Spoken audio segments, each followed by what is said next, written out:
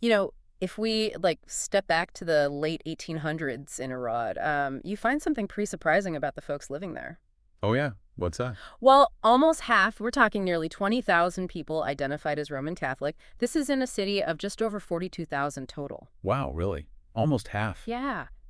Think about that for a sec. That kind of near even split, it really sets the scene for just how big a role faith played in shaping the city. That's fascinating. Those numbers, they immediately paint a picture, don't they? Yeah. A really dynamic, growing city. Exactly. And looking at how its religious communities grew, how they got organized. Mm-hmm. And it gives us this unique window, a way to see the bigger social changes happening in Arad then. Absolutely. So for this deep dive, we've managed to dig up some really incredible historical documents. They detail Arad's churches during, well, the second half of the 19th century and into the early 20th. Right. We really owe a lot to Ujay Janis for his super detailed research. And luckily for us, Gabriel Romanoff translated it so we can explore it in English. That's great. Makes it accessible. Yeah.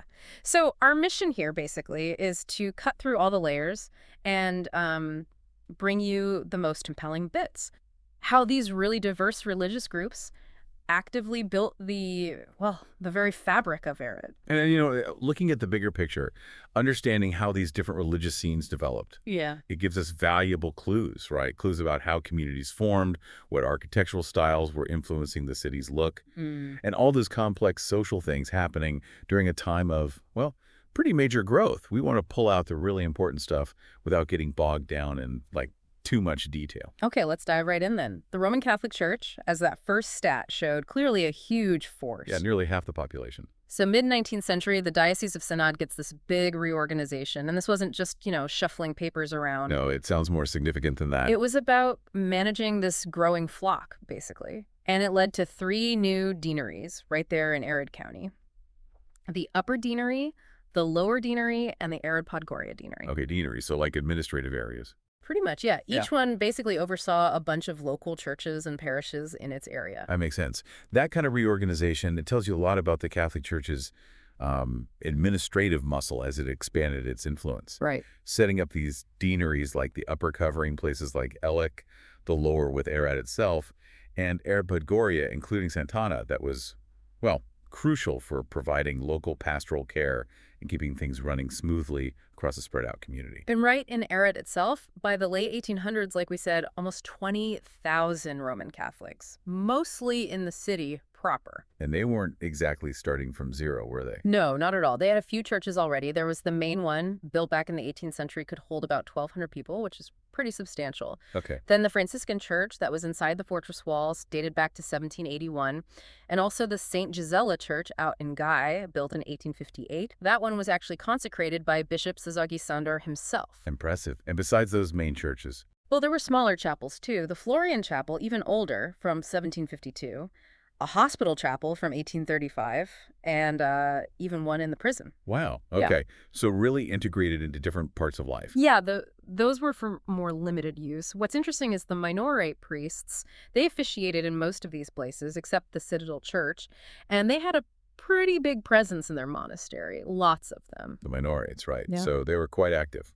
Very. But here's where it gets interesting, thinking about the needs of this huge Catholic population. Okay. Even with these existing churches, it was clear they needed more space. People were talking about it. Plans were even made for a new parish church after 1880. Funds were raised. But those funds ended up going somewhere else, which kind of makes you wonder, right? What other big city projects might have been seen as more urgent at that moment, even with all those Catholics needing a bigger church? That's a really crucial point. The delay. It suggests that, yeah, they knew it was needed, but maybe other big civic things or maybe something unexpected just shifted where the money went. Mm-hmm. But obviously the pressure from a growing congregation, Right. well, that wasn't going away. Exactly. Which brings us to 1895. And this guy, Sisak Alahos Sirjek, he takes over as parish leader, sees the old church is just packed, overflowing. Right, firsthand experience. So he really pushes for this new central parish church. And amazingly, they pull it off financially. Yeah. How? Well, a mix of things. Getting some old debts repaid, selling off some land strategically, and crucially, a big donation from Bishop Banaz Sandor. Ah, okay. So a combination of good management, and generous support. Yeah, it really shows how one person's leadership can make a massive difference in a community project like this. Absolutely. Sujek's initiative, it's a perfect example of determined leadership within a religious group responding to what their people actually need. And the way they got the funding from different places, that shows a real broad commitment from the community too, doesn't it? Totally. So for this huge new church, they hire Milan Emil Tabakovi, local architect. And get this, his inspiration, St. Peter's Basilica in Rome. Wow. St. Peter's, that's Yeah. ambitious for Arad. Right. Talk about aiming high.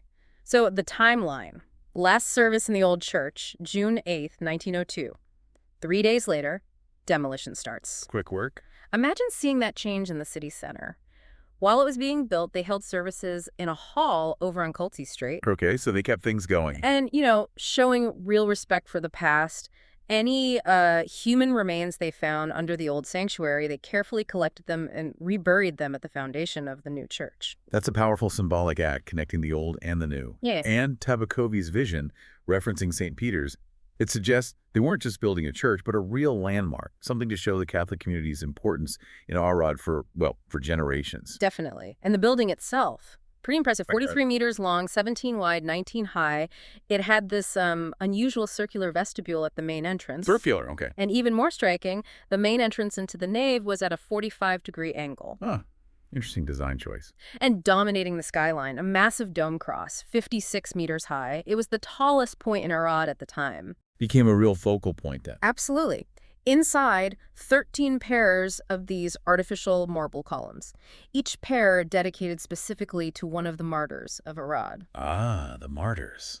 A recurring theme. Yes, and there was also a memorial plaque for them in the churchyard. So these weren't just design choices, they were packed with meaning, with history. Precisely. The scale alone Yeah. that communicated the size and clout of the Catholic community. But things like the angled entrance, the huge dome that made it an undeniable landmark, and dedicating elements to the Arad martyrs that powerfully linked the church's spiritual role to the city's own history, its identity, a constant reminder. The guy overseeing the actual building was Frick Joseph. Remember that name? We'll hear it again. Shows how these builders were involved in multiple big projects in the city. Right, the interconnectedness of the trades. They were so committed, they actually held a mass on Martyrs' Day, October 6, 1903, inside the unfinished building. Wow, that really says something about their dedication. Doesn't it? Then the interior got lavishly decorated. Artists Lor Ferenc and Bogdanfi Poly-Eric did work. The main altar was by Vasta György. Big names. Important sculptors and painters of the time, yeah. And interestingly, they took Baroque images from the old church, painted by Schisler Ferenc, and put them on the side altars. Ah, so creating that link again. Oh, the New together. Exactly. They also kept a commemorative tablet from the original church mentioning Pope Pius VI and King Joseph II.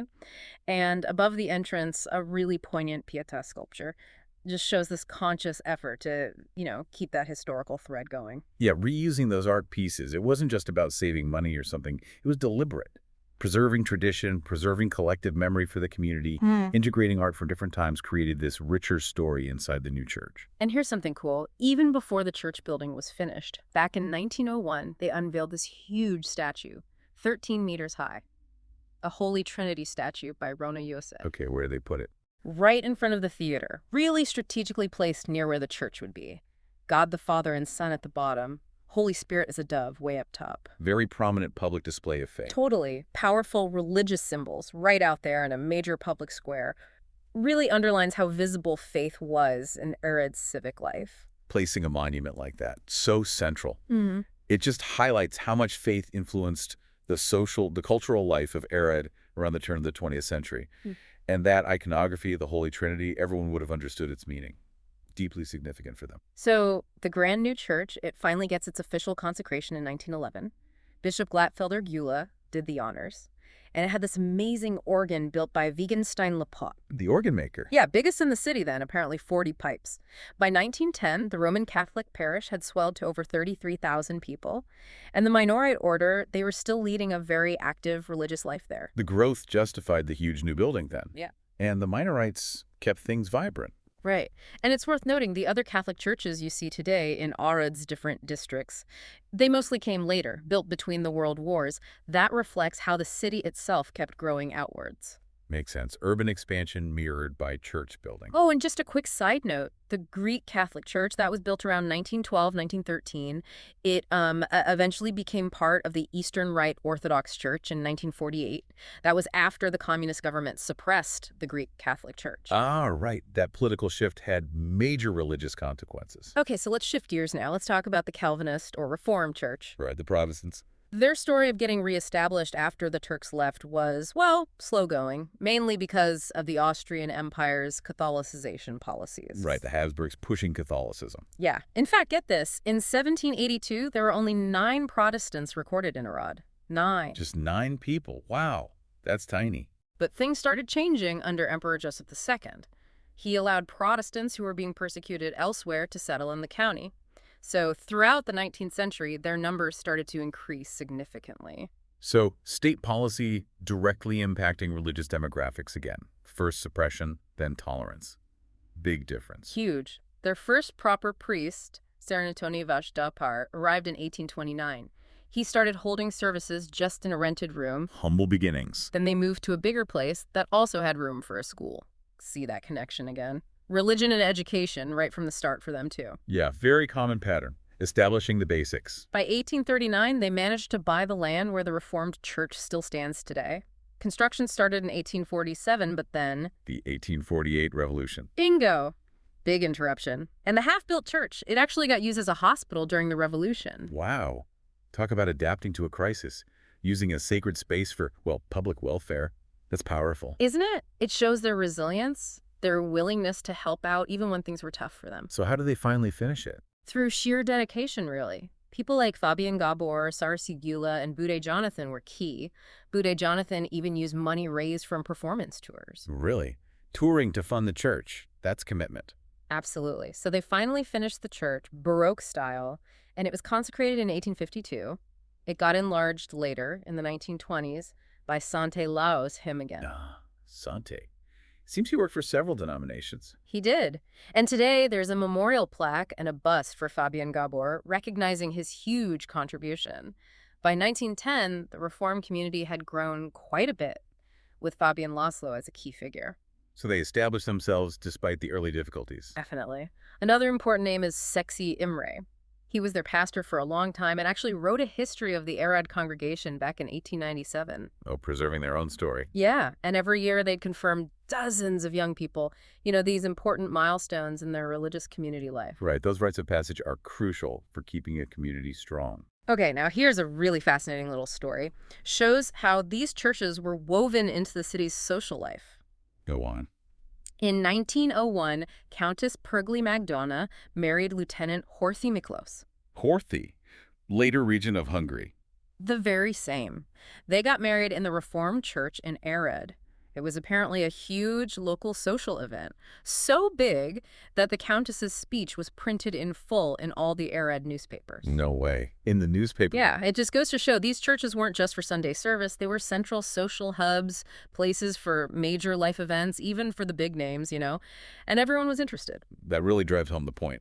They weren't separate from society. They were right in the middle of it, hosting these key moments that became part of the town's story. Exactly. Okay, switching focus again. The Augustinian Evangelical Lutheran Church. The Lutherans, right? Similar story in some ways. Gradual growth in the 18th and early 19th centuries.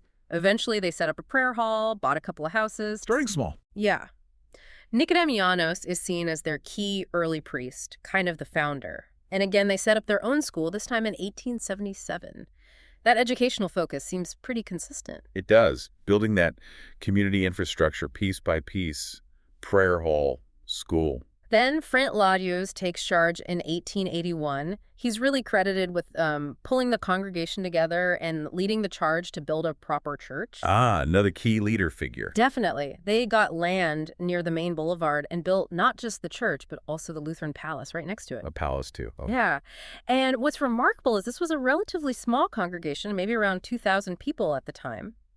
But they had the faith and, crucially, the financial means to do it. How did they manage that? Well, significant support came from the Pergli family, that name again. The Perglis. So they supported both the Reformed and Lutheran communities. Yeah, it seems like it. Their patronage was clearly important. building both the church and the palace together. It really signaled their commitment not just spiritually, but also to having a visible, strong presence in Arad's urban landscape. Makes sense. A statement piece. And guess who the architect was? Let me guess. Sante Laios. You got it. And the contractor. Frick Yosef from the Catholic Church. Bingo! See? These guys were busy. Yeah. It really shows that network of skilled professionals working in Arad. Absolutely. So what style did Zante choose for the Lutherans? Neo-Gothic. Apparently, the site was a bit limited dimension-wise, so the Neo-Gothic style, with its emphasis on height, worked well. Verticality, right? Pointed arches, tall towers. Exactly. It had a main tower, 46 meters high, plus smaller side towers, and they built it pretty fast, just 2 years. Impressive. The design used this nice mix of burnt brick and sandstone. Inside, side aisles, stained glass, the works. And the bells were cast by Honig Frigyes. So a classic neo-Gothic look. It was practical for the site, but also that style was popular across Europe then, wasn't it? Yeah, it connected them to that wider architectural trend. It wasn't just functional. It was about aesthetics, making a statement that resonated beyond Arad. Right. And the details, the brick, the sandstone, the bell maker. It adds that tangible reality to the story of its creation. The big opening ceremony was in 1906, a significant event. The former mayor, Instatoris Kalman, actually handed the keys over symbolically to the Transylvanian bishop, Sarkany Samuel. A nice symbolic gesture involving civic leadership. And Frint Lajos, the guy who really drove the project. His leadership was recognized later when he was elected superintendent of the whole Lutheran church in Transylvania. Wow. So his work in Arad really propelled him onto a bigger stage. Shows the impact local efforts could have. Definitely. Okay, let's turn to the Mosaic or Israelite church now, the Jewish community in Arad. All right, their history there goes back quite a way, too. Right? Yeah, the first Jewish merchants got official permission to settle in the early 18th century, though interestingly, their burials at first were across the Meresh River. Outside the main area initially. But when the new fortress was being built, a proper cemetery was set up for them in the northern part of the city.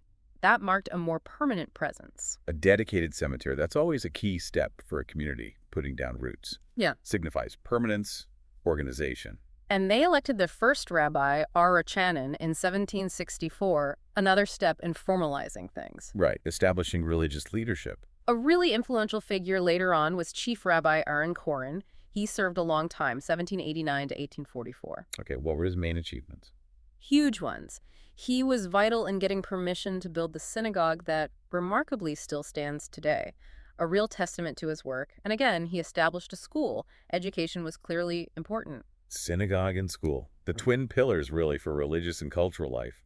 Koren laid a crucial foundation. Later, in 1845, Steinhart Jacob did something significant. He was the first to conduct religious ceremonies in Hungarian in the synagogue. Ah, using the local language. Yeah. That suggests a move towards integration, doesn't it? Engaging with the wider culture. I think so. Now, fast forward a bit. Under Chief Rabbi Rosenberg Sandor, who led from 1885 to 1909, the Jewish population in Arad really grew. How much? The 1910 census counted over 7,800 Israelites in Arad, and significantly, most of them listed Hungarian as their mother tongue. Wow, that's a big number, and the language point highlights that integration you mentioned. Definitely. The community itself had a pretty well-defined leadership structure by then presidents, school boards, synagogue officials, plus the clerical staff.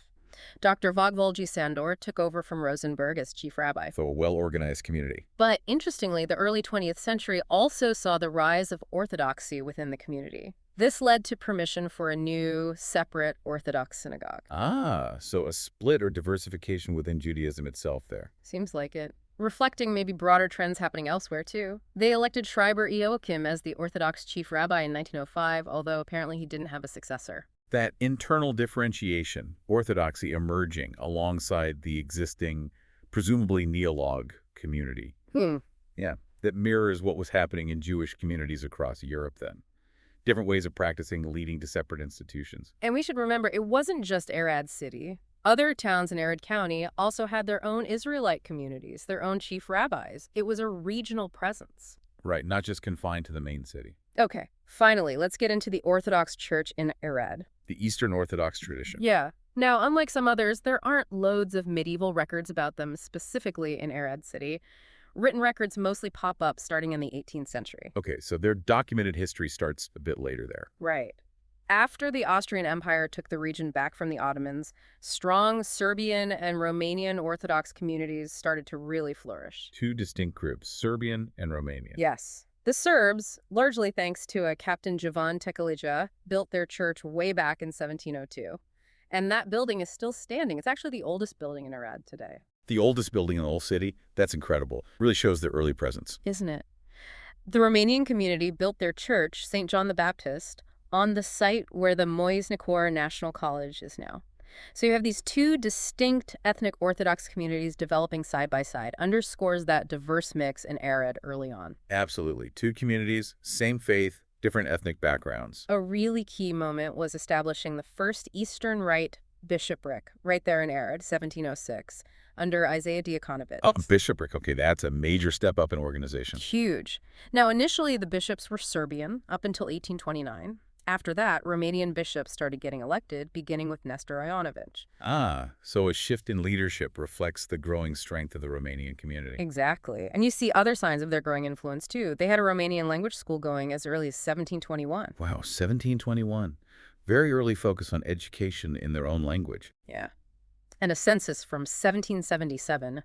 It showed large numbers of both Serbian and Romanian Orthodox compared to the Hungarian and German Catholics. And incredibly, until 1769, Arad actually had separate Serbian and German town halls. Separate town halls. That really highlights the distinct cultural identities and maybe a degree of administrative separation within the city back then. Doesn't it? Now, the Romanian intelligentsia, the educated class, they clearly had a big impact on their community's growth. How so? Well, the first Romanian pedagogical school, a teacher training college, opened in 1812. Then the Theological Institute of Oriental Rite in 1822 shows a real commitment to education, training their own leaders. Definitely building that intellectual and organizational strength from within. The bishop even lived near the Romanian Eastern Church, but the Austrian authorities weren't too keen on the church being so close to the new fortress. Ah, strategic concerns. Seems like it. And during the 1848-49 revolution, things got bad.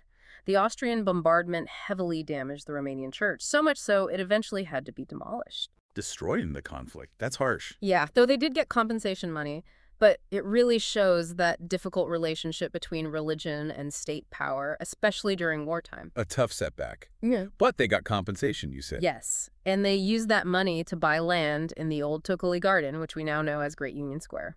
Prime location. Okay. And there, between 1861 and 1870, they built the new Episcopal Cathedral. The big one we see today. That's the one.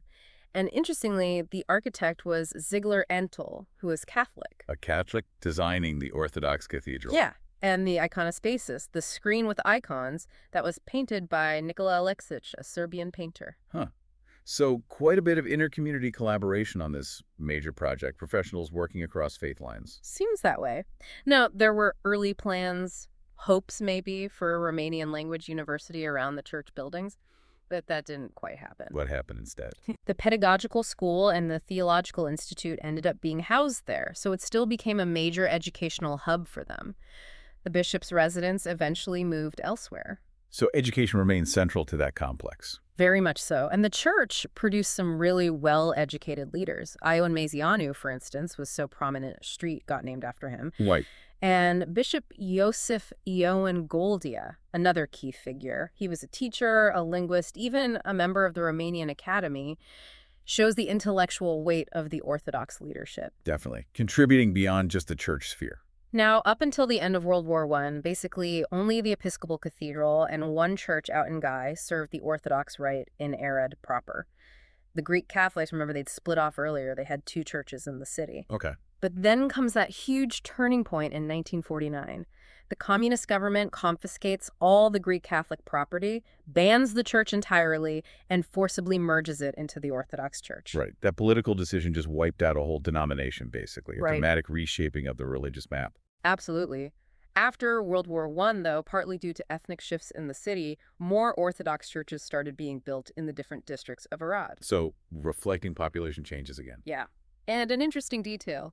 Romanian parishioners out in Guy used to attend the Serbian monastery there before they got their own church built. Shows some level of cooperation or shared space, at least initially. There was also an 18th century Orthodox church in Old Mikalika that became part of Arad City in 1925. Its priest was actually praised for his conduct during the 1848-49 revolution. Ah, history remembering positive actions, too. And after that, lots of requests started coming in for new parishes, new churches, and other settlements that were becoming part of Arad. By 1944, Arad had 9 Romanian Orthodox churches and 2 Serbian ones. Quite a significant presence by then. And more recently, in the 21st century, the Diocese of Arad was elevated, became an archbishopric. There's a new cathedral in Podgorica Square, and the current leader is Archbishop Timothy Saviciu. So, a long history marked by growth, political upheaval, destruction, rebuilding, and ultimately elevation to a higher status. Quite the journey for the Orthodox Church in Arad. It really is. So, okay, as we sort of wrap up this deep dive, we've really covered a lot of ground, haven't we? We certainly have. We've journeyed through this incredible period of growth and diversity among Arad's religious communities, mid-19th to early 20th century. Yeah, seeing how they all developed alongside each other. We've seen the amazing buildings they left behind, their churches, synagogues, real architectural legacies. And we've explored how these religious groups, their institutions, were just deeply woven into the city's social fabric, its political life, too. What really stands out for me is just the sheer dynamism of Arad back then. You've got the big established groups like the Roman Catholics going through major changes. We're like building that huge new church. Exactly. And at the same time, the Protestant communities, the Calvinists and Lutherans, they're really growing steadily after struggling earlier on. Plus, you have the Jewish and Orthodox communities also expanding, developing internally. It just creates this incredibly rich, complex religious picture. Yeah. For me, I think a real aha moment was hearing about that wedding. Countess Pergly and Horthy in the Reformed Church and it being all over the newspaper. That's a great detail. It just brings it alive, doesn't it? These weren't just like quiet religious buildings off to the side. They were vital social centers, the backdrop for huge moments, personal and public, that the whole city cared about. Makes you think about all the individual lives touched within those walls. Absolutely. And understanding this history, this religious landscape, it gives us such valuable context, doesn't it? For looking at community dynamics today, or thinking of preserving cultural heritage. Yeah. Or just seeing how historical events shape the city we see now. Yeah. It lets us see how Arad's identity was really forged through all these diverse religious experiences. So here's maybe a final thought for you, for everyone listening, to chew on, thinking about those different architectural styles the faiths chose. The Catholic Basilica inspired by Rome, the Lutheran Neo-Gothic. Exactly. What can we maybe figure out from those choices about their connections to bigger European trends, culturally, religiously, at that time? How did choosing that style reflect how they saw themselves, maybe, within that wider European picture? That's a great question. How did the stones themselves speak to their identity and aspirations? Right. It's definitely worth thinking about how those decisions, made over a century ago, still shape how the city looks and maybe even feels today. Now, that's something to really mull over.